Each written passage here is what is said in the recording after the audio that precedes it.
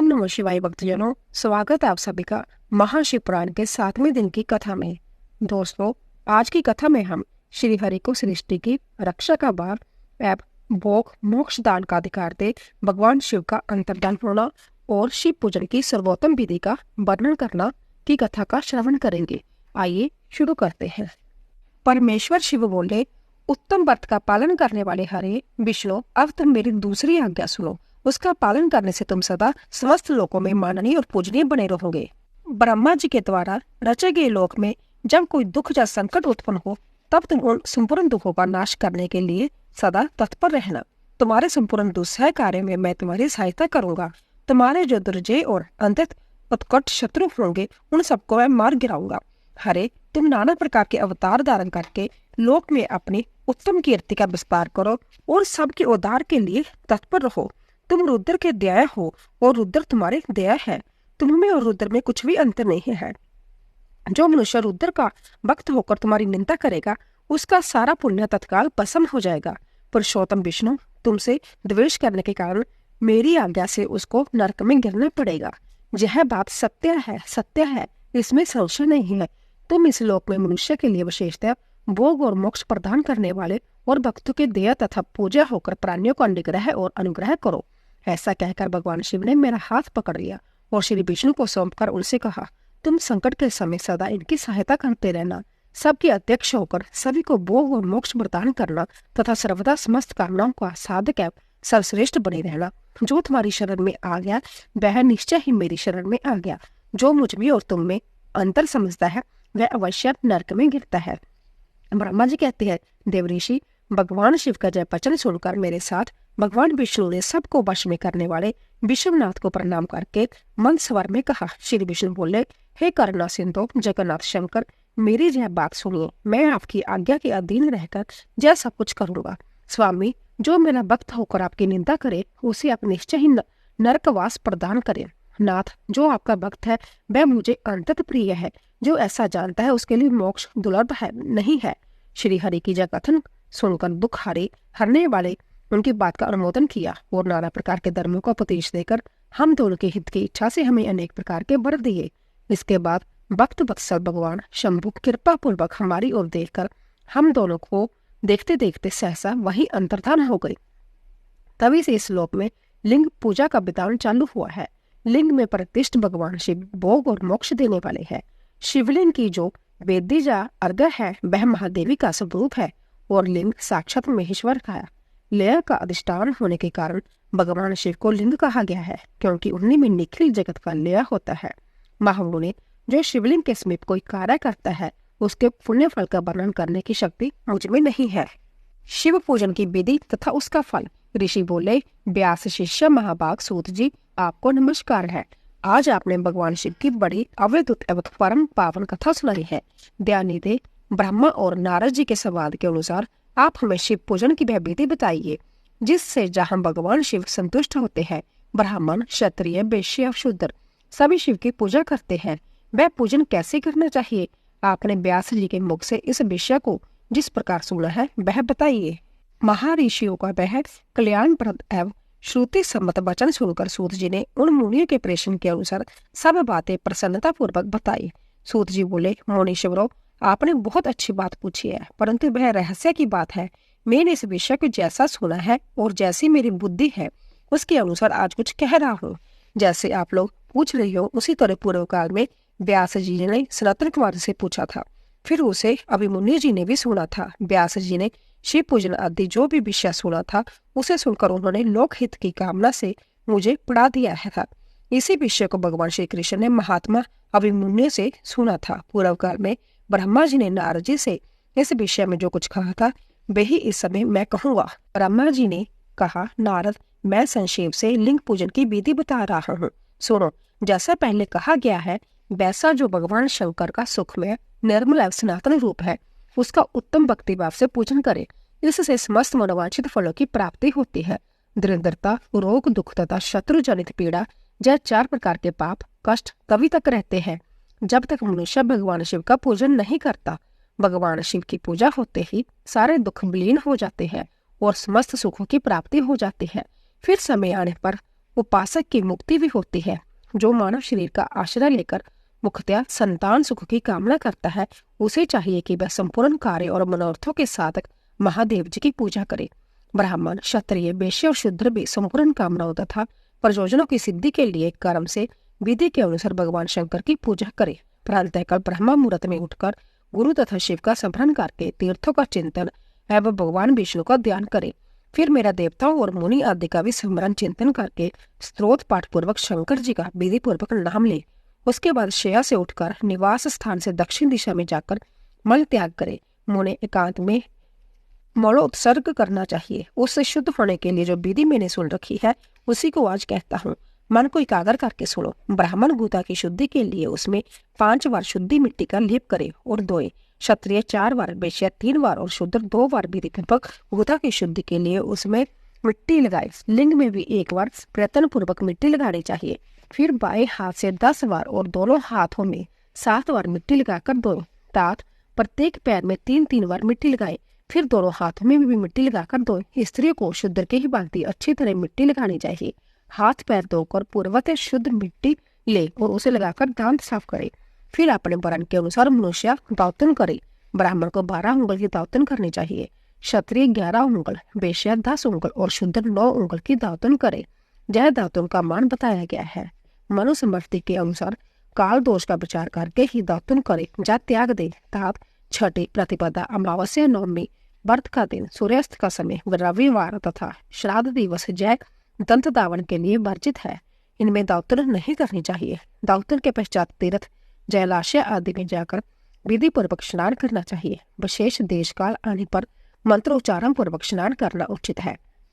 स्नान के पश्चात पहले आचमन करके वह धुला हुआ वस्त्र धारण करे। फिर सुंदर एकांत स्थल में बैठकर संध्या विधि का अनुष्ठान करे। यथा योग्य संध्या विधि का पालन करके पूजा का कार्य आरंभ करे। मन को सुस्थिर करके पूजा गृह में प्रवेश करे। वहां पूजन सामग्री लेकर सुंदर आसन पर बैठे। पहले न्यास आदि करके क्रमशः महादेव जी की पूजा करे। शिव की पूजा से पहले गणेश जी की, द्वारपालों की और दिक्पालों की भी बलिवंती पूजा करके पीछे देवता के लिए पीठ स्थान की कल्पना करे अथवा अष्टदल कमल बनाकर पूजा द्रव्य के समीप बैठे और उस कमल पर ही भगवान शिव को समसीन करे। फिर 3 आचमन करके पुण्य दोनों हाथ धोकर 3 प्राणायाम करके मध्यम प्राणायाम अर्थात कुंभक करते समय त्रिनेत्रधारी भगवान शिव का इस प्रकार ध्यान करे। उनके 5 मुख है, 10 भुजाएं है, शुद्ध स्फटिक के समान उज्जवल कांति है। सब प्रकार के आभूषण उनके श्री अंगों को भी पोषित करते हैं तथा वह व्याग चरम की चादर ओढ़े हुए है। इस तरह ध्यान करके यह भावना करे कि मुझे भी इनके समान ही रूप प्राप्त हो जाए। ऐसी भावना करके मनुष्य सदा के लिए अपने पाप को भस्म कर डाले। इस प्रकार भावना द्वारा शिव का ही शरीर धारण करके उन परमेश्वर की पूजा करे। शरीर शुद्धि करके मूल मंत्र का क्रमशः न्यास करे अथवा सर्वत्र प्रणव से ही षण्ड न्यास करे। ओम आदि इत्यादि रूप से संकल्प वाक्य का प्रयोग करके फिर पूजा आरंभ करे। पादम, अर्घ्य और आचमन के लिए पात्रों को तैयार करके रखे। बुद्धिमान पुरुष विधि पूर्वक भिन्न भिन्न प्रकार के 9 कलश स्थापित करे। उन्हें कुशाओं से ढककर रखे और कुशाओं से ही जल लेकर उन सब का प्रोक्षण करे। फिर उन सभी पात्रों में शीतल डाले। फिर बुद्धिमान पुरुष देखभाल कर प्रणव मंत्र के द्वारा उनमें निम्न अंकित द्रव्यों को डाले। खस और चंदन को पादम पत्र में रखे। चमेली के फूल, शीतल चीनी, कपूर, बड़ की जड़ तथा तमाल, इन सबको यथोचित रूप से कूट पीस कर चूर्ण बना ले और आचमनी के पात्र में डाले। इलायची और चंदन को तो सभी पात्रों में डालना चाहिए। देवादिदेव महादेव जी के पार्श्व भाग में नंदेश्वर का पूजन करे। गंध, धूप तथा बांति बांति के दीपों द्वारा शिव की पूजा करे। फिर लिंग शुद्धि करके मनुष्य प्रसन्नता पूर्वक मंत्र समूह के आदि में प्रणव तथा अंत में नमः पदम जोड़कर उनके द्वारा इष्ट देव के लिए यथोचित आसन की कल्पना करे। फिर प्रणव से पद आसन की कल्पना करके जय भावना करे कि इस कमल का पूर्व दल साक्षात अनिमेय नामक ऐश्वर्य रूप तथा अविनाशी है। दक्षिण दल लघ्मय है, पश्चिम दल महमय है, उत्तर दल प्राप्ति है, अग्नि कोण का दल परकाम्य है, नेत्रज्ञ कोण का दल ईशव तत्व है, वायव्य कोण का दल वह शिव तत्व है, ईशान कोण का दल सर्व ज्ञान तत्व है और उस कमल की कर्णिका को सोम कहा जाता है। सोम के नीचे सूर्य है, सूर्य के नीचे अग्नि है और अग्नि के भी नीचे धर्मावती के स्थान है। ऐसी कल्पना करने के पश्चात चारों दिशाओं में अव्यक्त महतत्व अहंकार तथा उनके विकारों की कल्पना करे। सोम के अंत में सत्यम रज और तम इन तीनों गुणों की कल्पना करे। इसके बाद सदजात प्रपंदामी इत्यादि मंत्र से परमेश्वर शिव का आवाहन करके ओम वामदेवाय नमः इत्यादि वामदेव मंत्र से उन्हें आसन पर विराजमान करे। फिर ओम तत्पुरुषाय विदहे इत्यादि रुद्र गायत्री द्वारा इष्ट देव का सानिध्य प्राप्त करके उन्हें अघोर मंत्र से वहां निरोध करे। फिर सर्व विद्या नाम इत्यादि मंत्र से आराध्य देव का पूजन करे। पादमे और आचमनी अर्पित करके अर्घ्य दे। फिर गंध और चंदन मिश्रित जल से विधि पूर्वक रुद्र देव को स्नान कराए। फिर पंचगम्य निर्माण की विधि से पांचों द्रव्यों को एक पात्र में लेकर पर्णव से ही अभिमंत्रित करके उन मिश्रित गव्य पदार्थों द्वारा भगवान को नहलाए। फिर पृथक पृथक दूध दही मधु गन्ने के रस तथा घी से नहलाकर समस्त अविष्टों को दाता और हितकारी पूजनीय महादेव जी का पर्णव के उच्चारण पूर्वक पवित्र द्रव्यों द्वारा अभिषेक करे। पवित्र जल पात्रों में मंत्रोच्चारण पूर्वक जल डाले। डालने से पहले साधक श्वेत वस्त्र से उस जल को यथोचित रीति से छान ले। उस जल को तब तक दूर न करे जब तक इष्ट देव को चंदन न चढ़ा ले। तब सुंदर अक्षतों द्वारा प्रसन्नता पूर्वक शंकर जी की पूजा करे। उनके ऊपर कुश अपमारक कपूर चमेली चंपा गुलाब शेपेक कनेर बेला कमल और उत्पल आदि पंक्ति पंक्ति के अपूर्व पुष्प एवं चंदन आदि चढ़ाकर पूजा करे। परमेश्वर शिव के ऊपर जल की धारा गिरती रहे इसकी भी व्यवस्था करे। जल से भरे भांति भांति के पात्रों द्वारा महेश्वर को नहलाए। मंत्रोच्चारण पूर्वक पूजा करनी चाहिए। वह समस्त फलों को देने वाली होती है। तात अब मैं तुम्हें समस्त मनोवांछित कामनाओं की सिद्धि के लिए उन पूजा संबंधी मंत्रों को भी संक्षेप से बता रहा हूँ। सावधानी के साथ सुनो। पावमान मंत्र से बाड़म्य इत्यादि मंत्र से रुद्र मंत्र तथा नील रुद्र मंत्र से सुंदर एवं शुभ पुरुष सूक्त से श्री सूक्त से सुंदर अथर्व शीर्ष के मंत्र से इत्यादि शांति मंत्र से शांति संबंधी दूसरे मंत्रों से बारु मंत्र और अरुण मंत्रों से अर्थविष्ट साम तथा देवव्रत साम से अवितवाम इत्यादि स्थांतर साम से पुरुष सूक्त से मृत्युंजय मंत्र से तथा पंचाक्षर मंत्र से पूजा करे। 1 सहस्र अथवा 101 जलधाराएं गिराने की व्यवस्था करे। यह सब वेद मार्ग से अथवा नाम मंत्रों से करना चाहिए। फिर भगवान शंकर के ऊपर चंदन और फूल आदि चढ़ाए। पर्णव से ही मुखवास ताबूल आदि अर्पित करें। इसके बाद जो स्फटिक मणि के समान निर्मल निष्कल अविनाशी सर्वलोकाकारण सर्वलोकमय परम देव है, जो ब्रह्मा रुद्र इंद्र और विष्णु आदि देवताओं की भी दृष्टि में नहीं आते, वेदवेत्ता विद्वानों ने जिन्हें वेदांत में मन वाणी के अगोचर बताया है, जो आदि मध्य और अंत से रहित तथा समस्त रोगी के लिए औषध रूप है, जिनकी शिव तत्व के नाम से ख्याति है तथा जो शिवलिंग के रूप में प्रतिष्ठ है, उन भगवान शिव का शिवलिंग के मस्तक पर पर्ण मंत्र से ही पूजन करे। धूप दीप नवेद सुंदर ताबुल एवं सुरम्य आरती द्वारा यथोक्त विधि से पूजा करके स्त्रोतों तथा अन्य नाना प्रकार के मंत्रों द्वारा उन्हें नमस्कार करे। फिर अर्घ्य देकर भगवान के चरणों में फूल बखेरे और साष्टांग प्रणाम करके देवेश्वर शिव की आराधना करे। फिर हाथ में फूल लेकर खड़ा हो जाए और दोनों हाथ जोड़कर निम्नांकित मंत्रों से सर्वेश्वर शंकर की पुण्य प्रार्थना करे। हे कल्याणकारी शिव, मैंने अनजान में अथवा जानबूझकर जो जप पूजा आदि सत्कर्म किए हो, वह आपकी कृपा से सफल हो। इस प्रकार पढ़कर भगवान शिव के ऊपर प्रसन्नता पूर्वक फूल चढ़ाए। स्वस्ति वाचन करके नाना प्रकार की आशीम प्रार्थना करे। फिर शिव के ऊपर मार्जन करना चाहिए। मार्जन के बाद नमस्कार करके अपराध के लिए क्षमा प्रार्थना करते हुए पुण्य रागमन के लिए विसर्जन करना चाहिए। इसके बाद आरंभ होने वाले मंत्र का उच्चारण करके नमस्कार करें। फिर संपूर्ण भाव से विभोर हो इस प्रकार प्रार्थना करें। प्रत्येक जन्म में मेरी शिव में भक्ति हो, शिव में भक्ति हो, शिव में भक्ति हो। शिव के सिवा दूसरा कोई मुझे शरण देने वाला नहीं। महादेव आप ही मेरे लिए शरण दाता है। इस प्रकार प्रार्थना करके संपूर्ण सिद्धियों के दाता देवेश्वर शिव का पराभक्ति के द्वारा पूजन करे। विशेषतः गले की आवाज से भगवान को संतुष्ट करे। फिर सब परिवार नमस्कार करके अनुपम प्रसन्नता का अनुभव करते हुए समस्त लौकिक कार्य सुखपूर्वक करते रहे। जो इस प्रकार शिव भक्ति प्रायण हो प्रतिदिन पूजन करता है, उसे अवश्य ही पग पग पर सब प्रकार की सिद्धि प्राप्त होती है। वह उत्तम भक्ता होता है तथा उसे मनोवांछित फल की निश्चय प्राप्ति होती है। रोग दुख दूसरों के निमित्त से होने वाला उद्वेग कुटिलता तथा विष आदि के रूप में जो जो कष्ट उपस्थित होता है, उसे कल्याणकारी परम शिव अवश्य नष्ट कर देते हैं। उस उपासक का कल्याण होता है। भगवान शंकर की पूजा से उसमें अवश्य सद्गुणों की वृद्धि होती है, ठीक उसी तरह जैसे शुक्ल पक्ष में चंद्रमा बढ़ते हैं। मुनि श्रेष्ठ नारद, इस प्रकार मैंने शिव की पूजा का विधान बताया। अब तुम क्या सुनना चाहते हो? कौन सा प्रश्न पूछने वाले हो? भगवान शिव की श्रेष्ठता तथा उनके पूजन की अनिवार्य आवश्यकता का प्रतिपादन। नारद जी बोले, ब्राह्मण प्रजापति, आप धन्य है, क्योंकि आपकी बुद्धि भगवान शिव में लगी हुई है। विदे आप पुण्य इस विषय का सम्यक प्रकार से विस्तार पूर्वक वर्णन कीजिए।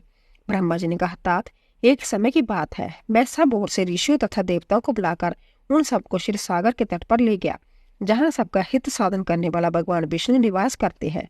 वहां देवताओं के पूछने पर भगवान विष्णु ने सबके लिए शिव पूजन की श्रेष्ठता बतलाकर यह कहा कि एक मुहूर्त या एक क्षण भी जो शिव का पूजन नहीं किया जाता है, वही हानि है, वही महान छिद्र है, वही अंधापन है और वही मूर्खता है। जो भगवान शिव की भक्ति में तत्पर रहते हैं, जो मन से उन्हीं को प्रणाम और उन्हीं का चिंतन करते रहते हैं, वह कभी दुख के भागी नहीं होते। जो महान सौभाग्यशाली पुरुष मनोहर भवन सुंदर आभूषणों से भी पूजित स्त्रियां, जितने से मन को संतोष हो उतना धन पुत्र पौत्र आदि संतति, आरोग्य, सुंदर शरीर, अलौकिक प्रतिष्ठा, सर्वर्गीय सुख, अंत में मोक्ष रूपी फल अथवा परमेश्वर शिव की भक्ति चाहते हैं, वह पूर्व जन्म के महान पुण्य से भगवान सदा शिव की पूजा अर्चना में प्रवृत्त होते हैं। जो पुरुष नित्य भक्ति प्रायण हो, शिवलिंग की पूजा करता है, उसको सफल सिद्धि प्राप्त होती है तथा वह पापों के चक्कर में नहीं पड़ता। भगवान के इस प्रकार उपदेश देने पर देवताओं ने उन श्री हरि को प्रणाम किया और मनुष्य की समस्त कामनाओं की पूर्ति के लिए उनसे शिवलिंग देने के लिए प्रार्थना की। मुनि श्रेष्ठ, उस प्रार्थना को सुनकर जीवों के उद्धार में तत्पर रहने वाले भगवान विष्णु ने विश्वकर्मा को बुलाकर कहा, विश्वकर्मा, तुम मेरी आज्ञा से संपूर्ण देवताओं को सुंदर शिवलिंग का निर्माण करके दो। तब विश्वकर्मा ने मेरी और श्री हरि की आज्ञा के अनुसार उन देवताओं को उनके अधिकार के अनुसार शिवलिंग बनाकर दिए। मुनि श्रेष्ठ नारद, किस देवता को कौन सा शिवलिंग प्राप्त हुआ, इसका वर्णन आज मैं कर रहा हूँ, उसे सुनो। इंद्र में राग मणि के बने हुए शिवलिंग की और कवेर सुवर्ण में लिंग की पूजा करता है। धर्म पीत मणि में पुखराज के बने हुए लिंग तथा वरुण श्यामवरण के शिवलिंग की पूजा करते हैं। भगवान विष्णु इंद्र नीलमय तथा ब्रह्मा हेममय लिंग की पूजा करते हैं। मुने विश्व देवगण चांदी के शिवलिंग की, वसुगण पित्तल के बने हुए लिंग की तथा दोनों अश्वनिकुमार पार्थिव लिंग की पूजा करते हैं। लक्ष्मी देवी स्फटिकमय लिंग की, आदित्यगण ताम्रमय लिंग की, राजा सोम मोती के बने हुए लिंग की तथा अग्निदेव हीरे के लिंग की उपासना करते हैं। श्रेष्ठ ब्राह्मण और उनकी पत्नियां मिट्टी के बने हुए शिवलिंग का, मयासुर चंद्र निमृत लिंग का और नागगण मूंगे के बने हुए शिवलिंग का आदरपूर्वक पूजन करते हैं। देवी मक्खन के बने हुए लिंग की, जोगीजन वसमय लिंग की, जक्षगण दादी निर्मित लिंग की, शायद देवी आटे से बनाए हुए लिंग की और ब्रह्मा पत्नी रत्नमय शिवलिंग की निश्चित रूप से पूजा करती है। बानासुर पार्थ जा पार्थिव लिंग की पूजा करता है। दूसरे लोग भी ऐसा ही करते हैं। ऐसे वे शिवलिंग बनाकर विश्वकर्मा ने विपिन लोगों को दिए तथा वह सब देवता ऋषि उन लिंगों की पूजा करते हैं। भगवान विष्णु ने इस तरह देवताओं को उनके हित की कामना से शिवलिंग देकर उनसे तथा मुझ ब्रह्मा से पिनाक पानी महादेव जी के पूजन की विधि भी बताई। पूजन विधि संबंधी उनके वचनों को सुनकर देव श्रोमणी मणियों सहित मैं ब्रह्मा हृदय में हर्ष लिए अपने दाव में आ गया। मुने वहां आकर मैंने समस्त देवताओं और ऋषियों को शिव पूजा की उत्तम विधि बताई, जो संपूर्ण अविष्ट वस्तुओं को देने वाली है। उस समय मुझ ब्रह्मा ने कहा, देवताओं सहित समस्त ऋषियों, तुम प्रेम प्रायण होकर सुनो। मैं प्रसन्नता पूर्वक तुमसे शिव पूजन की उस विधि का वर्णन करता हूँ, जो भोग और मोक्ष देने वाली है। देवताओं और मुनीश्वरों, समस्त जंतुओं में मनुष्य जन्म प्राप्त करना प्राय दुर्लभ है। उनमें भी उत्तम कुल में जन्म तो और भी दुर्लभ है। उत्तम कुल में भी आचरण ब्राह्मणों के जहाँ उत्पन्न होना उत्तम पुण्य से ही संभव है।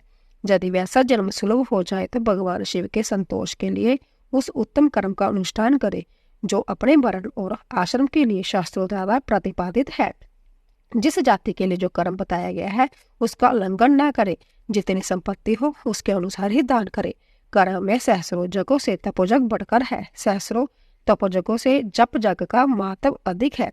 ध्यान जग से बढ़कर कोई वस्तु नहीं है। ध्यान ज्ञान का साधन है, क्योंकि जो कि ध्यान के द्वारा अपने इष्ट देव समरस शिव का साक्षात करता है। ध्यान जग में तत्पर रहने वाले उपासक के लिए भगवान शिव सदा ही सन्निहित है। जो विज्ञान से संपन्न है, उन पुरुषों की शुद्धि के लिए किसी प्रायश्चित आदि की आवश्यकता नहीं है। मनुष्य को जब तक ज्ञान की प्राप्ति न हो, तब तक वह विश्वास दिलाने के लिए कर्म से ही भगवान शिव की आराधना करे।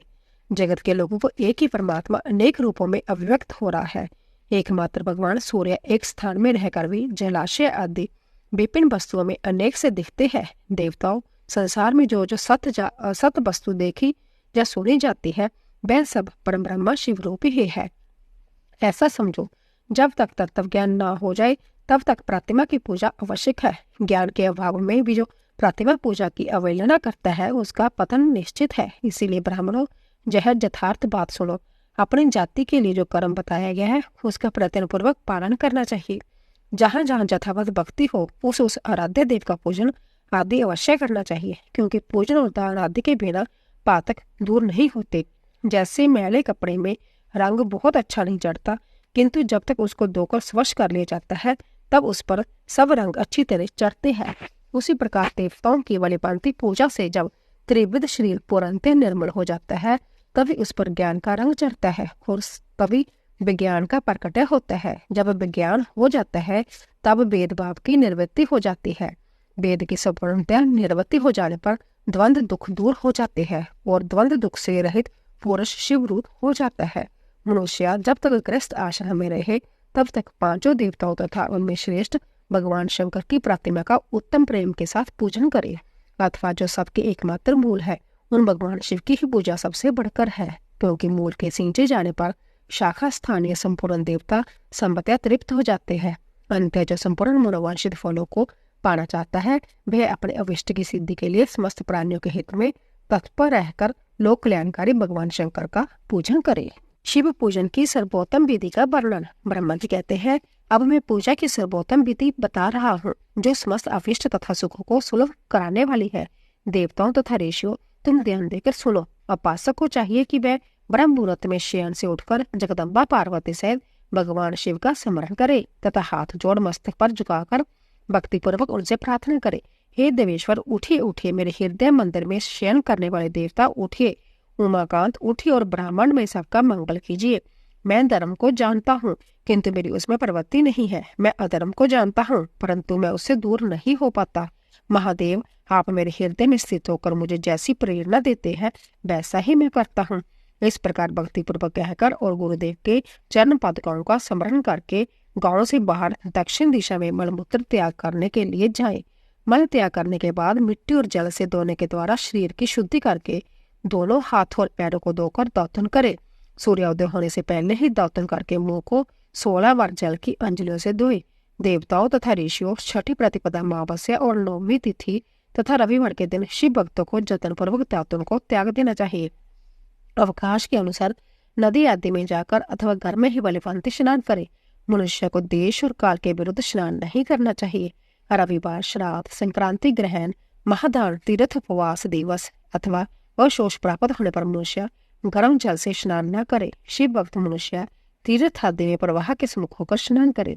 जो नहाने के पहले तेल लगाना चाहे, उसे बेहद निषिद्ध दिनों का विचार करके ही तेल व्यंग करना चाहिए। जो प्रतिदिन नियम पूर्वक तेल लगाता हो, उसके लिए किसी दिन भी तेल व्यंग दूषित नहीं है, अथवा जो तेल इत्र आदि से वासित हो, उसका लगाना किसी दिन भी दूषित नहीं है। सरसों का तेल ग्रहण को छोड़कर दूसरे किसी दिन भी दूषित नहीं होता। इस तरह देश काल का विचार करके ही विधि पूर्वक स्नान करे। स्नान के समय अपने मुख को उत्तर अथवा पूर्व की ओर रखना चाहिए। उशिष्ट वस्त्र का उपयोग कभी न करे। शुद्ध वस्त्र से इष्ट देव के स्मरण पूर्वक स्नान करे। जिस वस्त्र को दूसरे ने धारण किया हो अथवा जो दूसरे के पहनने की वस्तु हो तथा जिसे संध्या रात में धारण किया गया हो, वह वस्त्र उशिष्ट कहलाता है। उससे तभी स्नान किया जा सकता है जब उसे धो लिया गया हो। स्नान के पश्चात देवताओं, ऋषियों तथा पितरों को तृप्ति देने वाला स्नान तर्पण करना चाहिए। उसके बाद धुला हुआ वस्त्र पहने और आचमन करे। तदंतर गोबर आदि से लीप पोत कर स्वच्छ किए हुए शुद्ध स्थान में जाकर वहां सुंदर आसन की व्यवस्था करे। वह आसन भी शुद्ध काष्ठ का बना हुआ हो, पूरा फैला हुआ तथा विचित्र होना चाहिए। ऐसा आसन संपूर्ण अविष्ट तथा फलों को देने वाला है। उसके ऊपर बिछाने के लिए यथा योग्य मृग चर्म आदि ग्रहण करे। शुद्ध बुद्धि वाला पुरुष उस आसन पर बैठकर भस्म से त्रिपुंड लगाए। त्रिपुंड से जप तप तथा दान सफल होता है। वसंत के अभाव में त्रिपुंड का साधन जल आदि बताया गया है। इस तरह त्रिपुंड करके मनुष्य रुद्राक्ष धारण करे और अपने नित्य कर्म का संपादन करके फिर शिव की आराधना करे। फिर 3 बार मंत्र उच्चारण पूर्वक आचमन करे। फिर वहां शिव की पूजा के लिए अन्न और जल लाकर रखे। दूसरी कोई भी जो वस्तु आवश्यक हो उसे यथाशक्ति जुटाकर अपने पास रखे। इस प्रकार पूजन सामग्री का संग्रह करके वहां धैर्य पूर्वक स्थिर भाव से बैठे। फिर जलगंध और अक्षत से युक्त एक अर्घ्य पात्र लेकर उसे दाहिने भाग में रखे। उससे उपचार की सिद्धि होती है। फिर गुरु का स्मरण करके उनकी आज्ञा लेकर विधिवत संकल्प करके अपनी कामना को अलग न रखते हुए पराभक्ति से सब परिवार शिव का पूजन करे। एक मुद्रा दिखाकर सिंदूर आदि उपचारों द्वारा सिद्धि बुद्धि सहित विघ्नहारी गणेश का पूजन करे। लक्ष्य और लाभ से युक्त गणेश जी का पूजन करके उनके नाम के आदि में प्रणव तथा अंत में नमः जोड़कर नाम के साथ चतुर्थी विभक्ति का प्रयोग करते हुए नमस्कार करे, यथा ओम गणपते नमः। तदंतर उनसे क्षमा प्रार्थना करके पुण्य भाई कार्तिक सहित गणेश जी का पराभक्ति से पूजन करके उन्हें बारंबार नमस्कार करे। फिर सदा द्वार पर खड़े रहने वाले द्वारपाल महोदय का पूजन करके सती साध्वी गिरिजा नंदनी उमा की पूजा करे। चंदन कुमकुम तथा धूप दीप आदि अनेक उपचारों तथा नाना प्रकार के निवेदों से शिवा का पूजन करके नमस्कार करने के पश्चात साधक शिव जी के समीप जाए। यथासंभव अपने घर में मिट्टी, सोना, चांदी, धातु या अन्य पारे आदि की शिव प्रतिमा बनाए और उसे नमस्कार करके भक्ति प्रायण हो उसकी पूजा करे। उसकी पूजा हो जाने पर सभी देवता पूजित हो जाते हैं। मिट्टी का शिवलिंग बनाकर विधि पूर्वक उसकी स्थापना करे। अपने घर में रहने वाले लोगों को स्थापना संबंधी सभी नियमों का सर्वथा पालन करना चाहिए। भूत शुद्धि एवं मात्र का न्यास करके प्राण प्रतिष्ठा करे। शिवालय में दिक्पालों की भी स्थापना करके उनकी पूजा करे। घर में सदा मूल मंत्र का प्रयोग करके शिव की पूजा करनी चाहिए। वहां द्वारपालकों के पूजन का सर्वथा नियम नहीं है। भगवान शिव के समीप ही अपने लिए आसन की व्यवस्था करे। उस समय उत्तर विमुख बैठकर फिर आचमन करे। उसके बाद दोनों हाथ जोड़कर तब प्राणायाम करे। प्राणायाम काल में मनुष्य को मूल मंत्र की 10 आवृत्तियां करनी चाहिए। हाथों से 5 मुद्राएं दिखाई। यह पूजा का आवश्यक अंग है। इन मुद्राओं का प्रदर्शन करके ही मनुष्य पूजा विधि का अनुसरण करे। तदंतर वहां दीप निवेदन करके गुरु को नमस्कार करे और पद्म आसन जा भद्रा आसन बांधकर बैठे अथवा उत्तान आसन जा प्रयकासन का आश्रय लेकर सुखपूर्वक बैठे और पुण्य पूजन का प्रयोग करे। फिर अर्घ्य पात्र से उत्तम शिवलिंग का प्रदक्षिण करे। मन को भगवान शिव से अनियंत्रण न ले जाकर पूजा सामग्री को अपने पास रखकर निम्नांकित मंत्र समूह द्वारा महादेव जी का आवाहन करे। जो कैलाश के शिखर पर निवास करते हैं, पार्वती देवी के पति हैं, समस्त देवताओं से उत्तम है, जिनके स्वरूप का शास्त्रों में यथावत वर्णन किया गया है, जो निर्गुण होते हुए भी गुण रूप है, जिनके 5 मुख 10 भुजाएं और प्रत्येक मुखमंडल में 3-3 नेत्र है, जिनकी ध्वजा पर वृषभ का चिन्ह अंकित है, अंग कांति कर्पूर के समान घोर है, जो दिव्य रूपधारी चंद्रमा रूपी मुकुट से सुशोभित तथा सिर पर जटाजूट धारण करने वाले हैं, जो हाथी की खाल पहनते और बैग चर्म ओढ़ते हैं, जिनका स्वरूप शुभ है, जिनके अंगों में बासुकी आदि नाग लिपटे रहते हैं, जो पिनाक आदि आयुध धारण करते हैं, जिनके आगे 8 सिद्धियां निरंतर नृत्य करती हैं, भक्त समुदाय जय जयकार करते हुए जिनकी सेवा में लगे रहते हैं, धूसर तेज के कारण जिनकी ओर देखना भी कठिन है, जो देवताओं से सेवित तथा संपूर्ण प्राणियों को शरण देने वाले हैं, जिनका मुखारबिंद प्रसन्नता से खिला हुआ है, वेदों और शास्त्रों ने जिनकी महिमा का यथावत गान किया है, विष्णु और ब्रह्मा भी सदा जिनकी स्तुति करते हैं तथा जो परम आनंद स्वरूप है, उन भक्त वत्सल शंभु शिव को मैं आवाहन करता हूँ। इस प्रकार साम्ब शिव का ध्यान करके उनके लिए आसन दे। चौथे अंत पद से ही कर्मशय सब कुछ अर्पित करें। साम्य सदाशिवाय नमः आसन के पश्चात भगवान शंकर को पाद्म और अर्घ्य दे। फिर परमात्मा शंभु को आचमन कराकर पंचनामत संबंधी द्रव्यों द्वारा प्रसन्नता पूर्वक शंकर को स्नान कराए। वेद मंत्रों अथवा समंत्रक चतुर्थ नाम पदों का उच्चारण करके भक्ति पूर्वक यथायोग्य समस्त द्रव्यों भगवान को अर्पित करें। अविष्ट द्रव्य को शंकर के ऊपर चढ़ाए। फिर भगवान शिव को बारुण स्नान कराए। स्नान के पश्चात उन्हें श्री अंगों में सुगंधित चंदन तथा अन्य द्रव्यों का जतन पूर्वक लेप करे। फिर सुगंधित जल से ही उनके ऊपर जलधारा गिराकर अभिषेक करे। वेद मंत्रों षडंगों अथवा शिव के 11 नामों द्वारा यथा अवकाश जलधारा चढ़ाकर बस्तर से शिवलिंग को अच्छी तरह पहुंचे। फिर आचमनार्थ जल दे और वस्त्र समर्पित करे। नाना प्रकार के मंत्र द्वारा भगवान शिव को तिल, जौ, गेहूं, मूंग और उड़द अर्पित करे।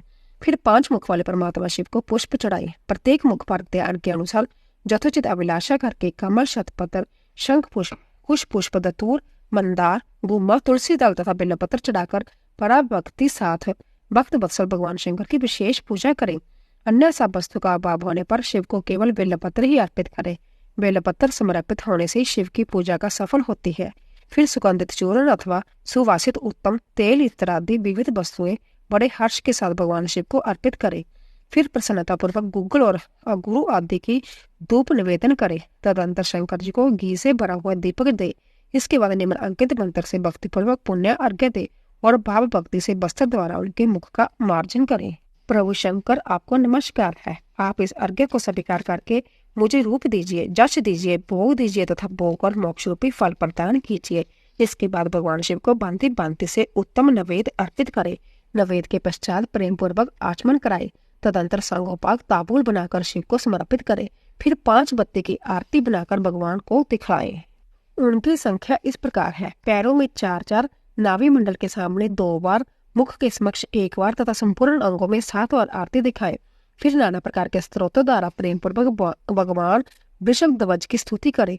तदंतर धीरे धीरे शिव की परिक्रमा करे। परिक्रमा के बाद भक्त पुरुष साष्टांग प्रणाम करे और निम्न मंत्र से भक्ति पूर्वक पुष्पांजलि दे। हे शंकर, मैंने अज्ञान से जानबूझकर जो पूजन आदि किया है वह आपकी कृपा से सफल हो। मैं आपका हूँ, मेरे प्राण सदा आप में लगे हुए हैं, मेरा चित्त सदा आपका ही चिंतन करता है। ऐसा जानकर हे गौरीनाथ, भूतनाथ, आप मुझ पर प्रसन्न हुए। प्रभु, धरती पर जिनके पैर लड़खड़ा जाते हैं उनके लिए भूमि ही सारा है। उसी प्रकार जिन्होंने आपके प्रति अपराध किए हैं उनके लिए आप ही शरण दाता है। इत्यादि रूप से बहुत बहुत प्रार्थना करके उत्तम विधि से पुष्पांजलि अर्पित करने के पश्चात पुण्य भगवान को नमस्कार करे। फिर निम्न मंत्रों से विसर्जन करना चाहिए।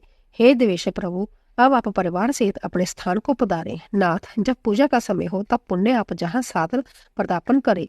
इस प्रकार भक्त वत्सल शंकर की बारंबार प्रार्थना करके उनका विसर्जन करे और उस जल को अपने हृदय में लगाए तथा मस्तक पर चढ़ाए। ऋषियों, इस तरह मैंने शिव पूजन की सारी विधि बता दी है जो भोग और मोक्ष देने वाली है। अब और क्या सुनना चाहते हो? विपिन पुष्पों, अन्नों तथा जलादि की धाराओं से शिव जी की पूजा का महात्म्य। ब्रह्मा जी बोले, नारद, जो लक्ष्मी प्राप्ति की इच्छा करता है वह कमल, बेलपत्र, शतपत्र और शंख पुष्प से भगवान शिव की पूजा करे। ब्राह्मण, यदि 1 लाख की संख्या में इन पुष्पों द्वारा भगवान शिव की पूजा संपन्न हो जाए तो सारे पापों का नाश हो जाता है और लक्ष्मी की भी प्राप्ति होती है, इसमें संशय नहीं। प्राचीन पुरुषों ने 20 कमलों का एक प्रस्थ बताया है। 1 सहस्र बेलपत्रों को भी एक प्रस्थ कहा गया है। 1 सहस्र शतपत्र से आधे प्रस्थ की परिभाषा की गई है। 16 पलों का एक प्रस्थ होता है और 10 टंकों का एक पल। इस मान से पत्थर, पुष्प आदि को तोड़ना चाहिए। जब पूर्वोक्त संख्या वाले पुष्पों से शिव की पूजा हो जाती है तब साकाम पुरुष अपने संपूर्ण अभिष्ट को प्राप्त कर लेता है। यदि उपासक के मन में कोई कामना ना हो तो वह पूर्वोक्त पूजन से शिव स्वरूप हो जाता है। मृत्युंजय मंत्र का जब 5 लाख जब पूरा हो जाता है तब भगवान शिव प्रत्यक्ष दर्शन देते हैं। 1 लाख के जप से शरीर की शुद्धि होती है। 2 लाख के जप से पूर्व जन्म की बातों का स्मरण होता है। 3 लाख पूर्ण होने पर संपूर्ण कामय वस्तु प्राप्त होती है। 4 लाख का जप होने पर स्वप्न में भगवान शिव का दर्शन होता है और 5वें लाख का जप ज्यों ही पूरा होता है भगवान शिव उपासक के सम्मुख तत्काल प्रकट हो जाते हैं। इसी मंत्र का 10 लाख जप हो जाए तो संपूर्ण फल की सिद्धि होती है। जो मोक्ष की अभिलाषा रहता है वह 1 लाख दम्भों द्वारा शिव का पूजन करे। मुनिश्रेष्ठ 17 लाख की ही संख्या समझनी चाहिए। राजू की इच्छा वाला पुरुष 1 लाख दुर्बाओं द्वारा पूजन करे। जिसे पुत्र की अभिलाषा हो वह दतूरे के 1 लाख फूलों से पूजा करे। लाल डंठल वाला दतूरा पूजन में शुभदायक माना गया है। अगत्या के 1 लाख फूलों से पूजा करने वाला पुरुष को महान यश की प्राप्ति होती है। यदि तुलसी दल से शिव की पूजा करे तो उपासक को भोग और मोक्ष दोनों सुलभ होते हैं। लाल और सफेद आंख, अपामार्ग और सफेद कमल के 1 लाख फूलों द्वारा पूजा करने से भी उसी फल भोग और मोक्ष की प्राप्ति होती है। आडुल जपा के 1 लाख फूलों से की हुई पूजा शत्रुओं को मृत्यु देने वाली होती है। करवीर के 1 लाख फूल यदि शिव पूजन के उपयोग में लाए जाएं तो वह जहां रोगों का उच्चाटन करने वाले होते हैं। दोपहरिया के फूलों द्वारा पूजन करने से आभूषण की प्राप्ति होती है। चमेली से शिव की पूजा करके मनुष्य वाहनों को उपलब्ध करता है, इसमें संशय नहीं। अलसी के फूलों से महादेव जी का पूजन करने वाला पुरुष भगवान विष्णु को प्रिय होता है। शमी पत्रों से पूजा करके मनुष्य मोक्ष प्राप्त कर लेता है। बेला के फूल चढ़ाने पर भगवान शिव अंततः शुभ लक्षणा पत्नी प्रदान करते हैं। जूही के फूलों से पूजा की जाए तो घर में कभी अन्न की कमी नहीं होती। कनेर के फूलों से पूजा करने पर मनुष्य को वस्त्र की प्राप्ति होती है। सुद्यारी जा शेफा फालिका के फूलों से शिव का पूजन किया जाए तो मन निर्मल होता है। 1,00,000 बेलपत्र चढ़ाने पर मनुष्य अपनी सारी काम्य वस्तुएं प्राप्त कर लेता है। हार श्रृंगार के फूलों से पूजा करने पर सुख संपत्ति की वृद्धि होती है। वर्तमान ऋतु में पैदा होने वाले फूल यदि शिव की सेवा में समर्पित किए जाए तो वह मोक्ष देने वाले होते हैं, इसमें संशय नहीं है। राई के फूल शत्रु को मृत्यु प्रदान करने वाले होते हैं। इन फूलों को 1-1 लाख की संख्या में शिव के ऊपर चढ़ाया जाए तो भगवान शिव प्रचुर फल प्रदान करते हैं। चंपा और केवड़े को छोड़कर शेष सभी फूल भगवान शिव को चढ़ाई जा सकते हैं। हे बिल पर महादेव जी के ऊपर चावल चढ़ाने से मनुष्य को लक्ष्मी बढ़ती है। यह चावल अखंडित होने चाहिए और इन्हें उत्तम भक्ति भाव से शिव के ऊपर चढ़ाना चाहिए। रुद्र प्रदान मंत्र से पूजा करके भगवान शिव के ऊपर बहुत सुंदर वस्त्र चढ़ाए और उसी पर चावल रखकर समर्पित करे तो उत्तम है। भगवान शिव के ऊपर गंध पुष्प आदि साथ एक श्रीफल चढ़ाकर धूप आदि निवेदन करे तो पूजा का पूरा पूरा फल प्राप्त होता है। वहां के शिव समीप पर 12 ब्राह्मणों को भोजन कराए। इससे मंत्र पूर्वक सांगोपांग लक्ष्य पूजा संपन्न होती है। जहाँ 100 मंत्र जपने की विधि हो वहाँ 108 मंत्र जपने का विधान किया गया है। तिलों द्वारा शिव को 1,00,000 आहुतियां दी जाए अथवा 1,00,000 तिलों से शिव की पूजा की जाए तो वह बड़े बड़े पातकों का नाश करने वाली होती है। जोड़ों द्वारा की हुई शिव की पूजा स्वर्गीय सुख की वृद्धि करने वाली है, ऐसा ऋषियों का कथन है। गेहूं के बने हुए पकवान से की हुई शंकर जी की पूजा निश्चय ही बहुत उत्तम मानी गई है। यदि उससे 1,00,000 बार पूजा हो तो उसे संतान की वृद्धि होती है। यदि मूंग से पूजा की जाए तो भगवान शिव सुख प्रदान करते हैं। कंगनी द्वारा सर्वाध्यक्ष परमात्मा शिव का पूजन करने मात्र से उपासक के धर्म अर्थ और काम भोग की वृद्धि होती है तथा वह पूजा समस्त सुखों को देने वाली होती है। हर हर के पत्तों से श्रृंगार करके भगवान शिव की पूजा करे। जब पूजा नाना प्रकार के सुखों और संपूर्ण फलों को देने वाली है।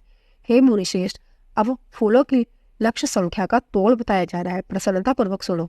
सूक्ष्म मान का प्रदर्शन करने वाले व्यास जी ने एक प्रस्थ शंख पुष्प को 1,00,000 बताया है।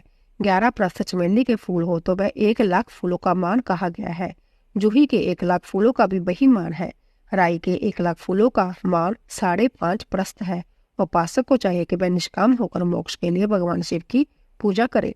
भक्ति भाव से विधि पूर्वक शिव की पूजा करके भक्तों को पीछे जलधारा समर्पित करनी चाहिए। ज्वर में जो मनुष्य प्रलाप करने लगता है उसकी शांति के लिए जलधारा शुभ कारक बताई गई है। शत रुद्री मंत्र से रुद्र के 11 पाठों से रुद्र मंत्रों के जप से पुरुष सूक्त में 6 रचाओं वाले रुद्र सूक्त में महामृत्युंजय मंत्र से गायत्री मंत्र से अथवा शिव के शास्त्रोक्त नामों को आदि में प्रणव और अंत में नमः पदम जोड़कर बने हुए मंत्र द्वारा जलधारा आदि अर्पित करनी चाहिए। सुख और संतान की वृद्धि के लिए जलधारा द्वारा पूजन उत्तम बताया गया है। उत्तम वस्त्र धारण करके उपासक को प्रेम पूर्वक नाना प्रकार के शुभ एवं दिव्य द्रव्यों द्वारा शिव की पूजा करनी चाहिए और शिव पर उनके सहस्रनाम मंत्रों से घी की धारा चढ़ानी चाहिए। ऐसा करने पर वंश का विस्तार होता है, इसमें संशय नहीं है। इसी प्रकार यदि 10,000 मंत्रों द्वारा शिव जी की पूजा की जाए तो प्रमेह रोग की शांति होती है और उपासकों अनवांछित फल की प्राप्ति हो जाती है। यदि कोई नपुंसकता को प्राप्त हो तो वह घी से शिव जी की बलिभांति पूजा करे तथा ब्राह्मणों को भोजन कराए। साथ ही उसके लिए मुनीश्वरों ने प्रजापात्य व्रत का भी विधान किया है। यदि बुद्धि जड़ हो जाए तो उस अवस्था में पूजक को केवल शर्करा मिश्रित दूध की धारा चढ़ानी चाहिए। ऐसा करने पर उसे बृहस्पति के समान उत्तम बुद्धि प्राप्त हो जाती है। जब तक 10,000 मंत्रों का जाप पूरा न हो जाए तब तक पूर्वोक्त दूध द्वारा भगवान शिव का उत्कृष्ट पूजन चालू रखना चाहिए। जब तन मन में अकारण ही उच्चाटन होने लगे, जी उचट जाए, कहीं भी प्रेम न रहे, दुख बढ़ जाए और अपने घर में सदा कले रहने लगे, तब पूर्वोक्त रूप से दूध की धारा चढ़ाने से सारा दुख नष्ट हो जाता है। सुवासित तेल से पूजा करने पर भोगों की वृद्धि होती है। यदि मधु से शिव की पूजा की जाए तो राज जक्ष्मा का रोग दूर हो जाता है। यदि शिव पर ईख के रस की धारा चढ़ाई जाए तो वह भी संपूर्ण आनंद की प्राप्ति कराने वाली होती है। गंगा जल की धारा तो भोग और मोक्ष दोनों फलों को देने वाली है। यह सब जो धाराएं बताई गई है इन सबको मृत्युंजय मंत्र से चढ़ाना चाहिए। उसमें भी उक्त मंत्र का विधानंतर 10,000 जप करना चाहिए और 11 ब्राह्मणों को भोजन कराना चाहिए। सृष्टि का वर्णन तदंतर नारद जी पूछने पर ब्रह्मा जी बोले, मुने हमें पूर्वोक्त आदेश देकर जब महादेव जी अंतर्धान हो गए, तब मैं उनकी आज्ञा का पालन करने के लिए ध्यान मग्न हो कर्तव्य का विचार करने लगा। उस समय भगवान शंकर को नमस्कार करके श्री हरि से ज्ञान पाकर परम आनंद प्राप्त हो मैंने सृष्टि करने का निश्चय किया। तात भगवान विष्णु भी वहां सदाशिव को प्रणाम करके मुझे आवश्यक उपदेश दे तत्काल अदृश्य हो गए। वह ब्राह्मण से बाहर जाकर भगवान शिव की कृपा प्राप्त करके बैकुंठ धाम में जा पहुंचे और सदा वहीं रहने लगे। मैंने सृष्टि की इच्छा से भगवान शिव और विष्णु का स्मरण करके पहले के रचे हुए जल में अपनी अंजलि डालकर जल को ऊपर की ओर उछाला। इससे वहां एक अंड प्रकट हुआ जो 24 तत्वों का समूह कहा जाता है। हे विपर, वहां विराट आकार वाला अंड जड़ रूप ही था। उसमें चेतनता न देखकर मुझे बड़ा संशय हुआ और मैं अंततः कठोर तप करने लगा। 12 वर्षों तक भगवान विष्णु के चिंतन मगन में लगा रहा। तात वह समय पूर्ण होने पर भगवान श्री हरि संज्ञा प्रकट हुए और बड़े प्रेम से मेरे अंगों का स्पर्श करते हुए मुझसे प्रसन्नता पूर्वक बोले। श्री विष्णु ने कहा, ब्राह्मण, तुम वर मांगो, मैं प्रसन्न हूँ। मुझे तुम्हारे लिए कुछ भी अदेय नहीं है। भगवान शिव की कृपा से मैं सब कुछ देने में समर्थ हूँ। ब्रह्मा बोले, अर्थात मैंने कहा, हे महाभाग, आपने जो मुझ पर कृपा की है वह सर्वथा उचित ही है, क्योंकि भगवान शंकर ने मुझे आपके हाथों में सौंप दिया है। विष्णु, आपको नमस्कार है। आज मैं आपसे जो कुछ मांगता हूँ उसे दीजिए। प्रभु, यह विराट रूप 24 तत्वों से बना हुआ अंड किसी तरह चेतन नहीं हो रहा, जड़ीभूत दिखाई देता है। हरे, इस समय भगवान शिव की कृपा से आप जहाँ प्रकट हुए हैं, अंत शंकर जी की सृष्टि शक्ति जा विभूति से प्राप्त हुए इस अंड में चेतनता लाइए। मेरे ऐसा कहने पर शिव की आज्ञा में तत्पर रहने वाले महाविष्णु ने अनंत रूप का आश्रय ले उस अंडस में प्रवेश किया। उस समय उन परम पुरुष के सहस्रों मस्तक, सहस्रों नेत्र और सहस्रों पैर थे। उन्होंने भूमि को सब ओर से घेर कर उस अंडज को व्याप्त कर लिया। मेरे द्वारा बलिभांति स्तुति की जाने पर जब श्री विष्णु ने उस अंडज में प्रवेश किया, तब वह 24 तत्वों का विकार रूप अंड सचेतन हो गया। पाताल से लेकर सत्य लोक तक की अवधि वाले उस अंडज के रूप में वहां साक्षात श्री हरि विराजने लगे। उस विराट अंडज में व्यापक होने से ही वह प्रभु विराज पुरुष कहलाए। पंचमुख महादेव ने केवल अपने रहने के लिए सुरम्य कैलाश नगर का निर्माण किया, जो सब लोगों से ऊपर सुशोभित होता है। देवऋषि, संपूर्ण ब्राह्मण का नाश हो जाने पर भी बैकुंठ और कैलाश, इन 2 धामों का जहाँ कभी नाश नहीं होता। मुनिश्रेष्ठ, मैं सत्यलोक का आश्रय लेकर रहता हूँ। तात महादेव जी की आज्ञा से ही मुझ में सृष्टि रचने की इच्छा उत्पन्न हुई है। बेटा, जब मैं सृष्टि की इच्छा से चिंतन करने लगा, उस समय पहले मुझसे अनजान में ही पापपूर्ण तमोगुणी सृष्टि का प्रादुर्भाव हुआ, जिसे अविद्या पंचक अथवा पंचपर्वा अविद्या कहते हैं। तदंतर प्रसन्नचित होकर शंभु की आज्ञा से मैं पुण्य आसक्त भाव से सृष्टि का चिंतन करने लगा। उस समय मेरे द्वारा स्थावर संग, वृक्ष आदि की सृष्टि हुई, जिसे मुख्य सर्ग कहते हैं। यह पहला सर्ग है। उसे देखकर तथा मैं अपने लिए पुरुषार्थ साधक नहीं है, जह जानकर सृष्टि की इच्छा वाले मुझ ब्रह्मा से दूसरा सर्ग प्रकट हुआ, जो दुख से भरा हुआ है। उसका नाम है तिर्यक स्त्रोता। वही सर्ग भी पुरुषार्थ का साधक नहीं है। उसे भी पुरुषार्थ साधन की शक्ति से रहित जान जब मैं पुनः सृष्टि का चिंतन करने लगा, तब मुझसे शीघ्र ही तीसरे सात्विक सर्ग का प्रादुर्भाव हुआ, जिसे उदर्व स्रोता कहते हैं।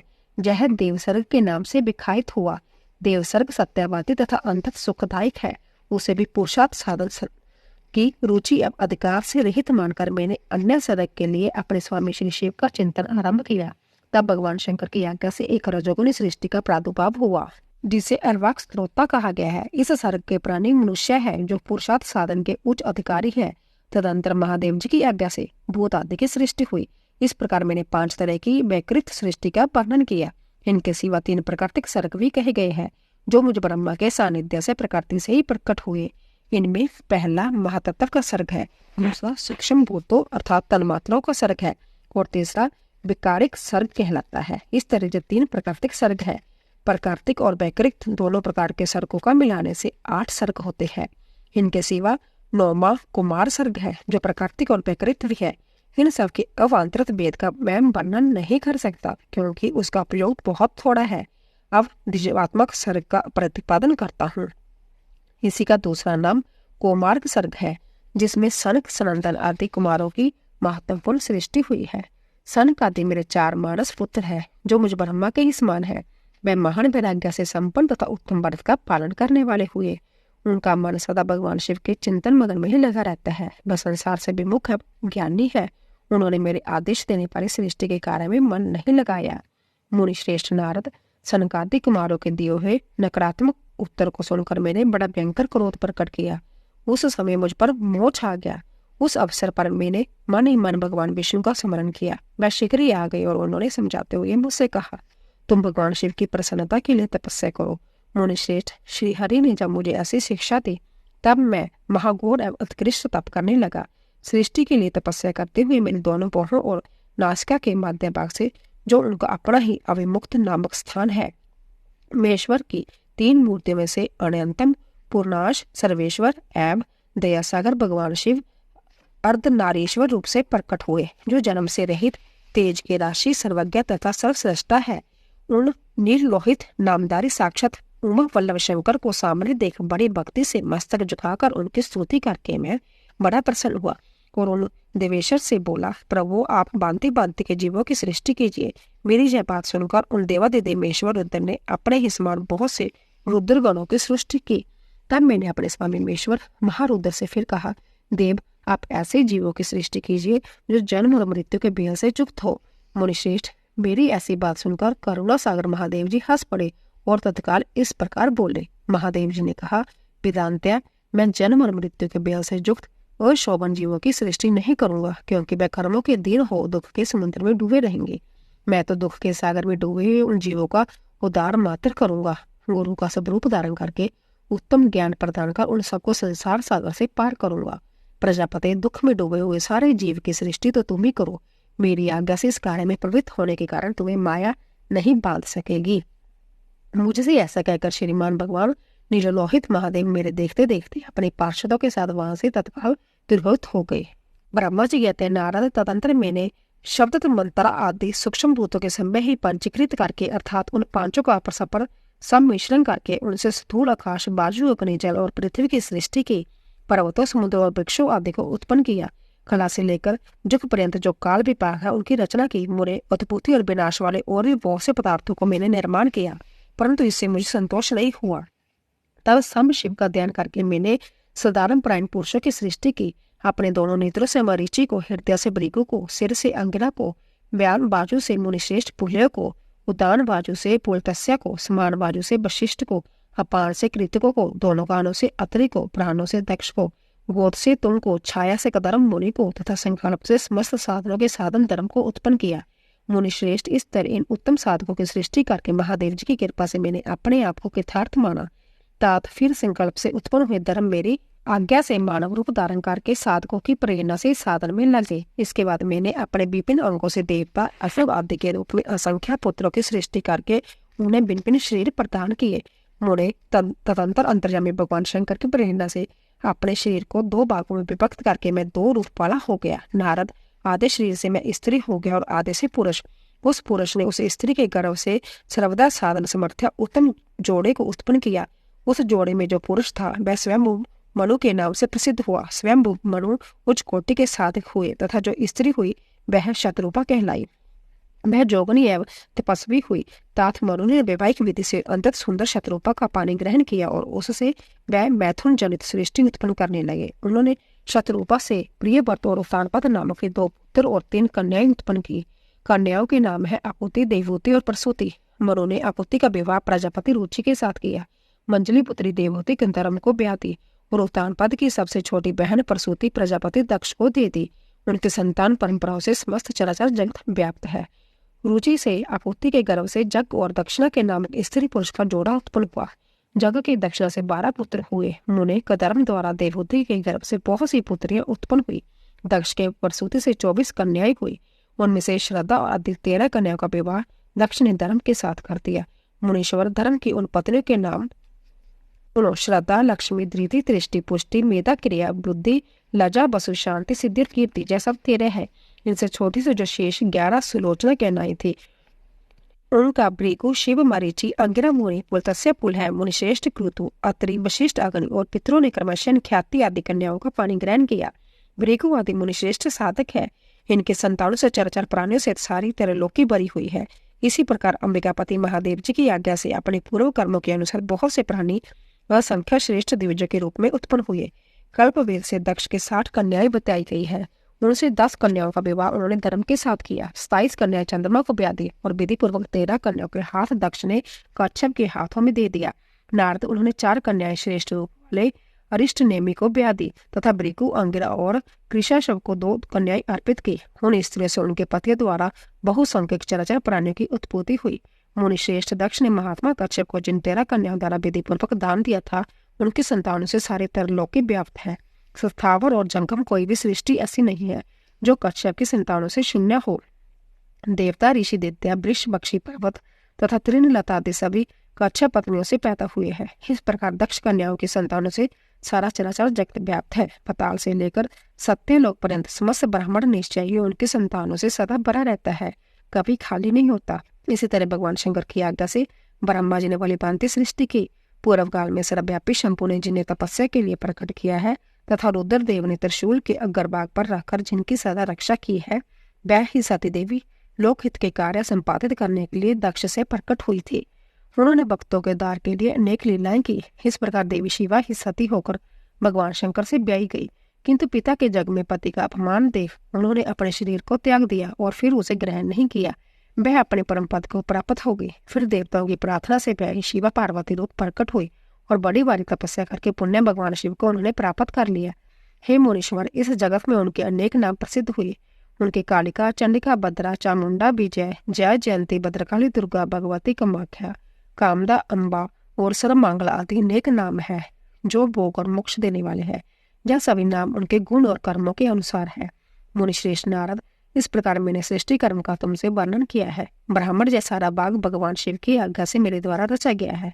भगवान शिव को परम ब्रह्म परमात्मा कहा गया है।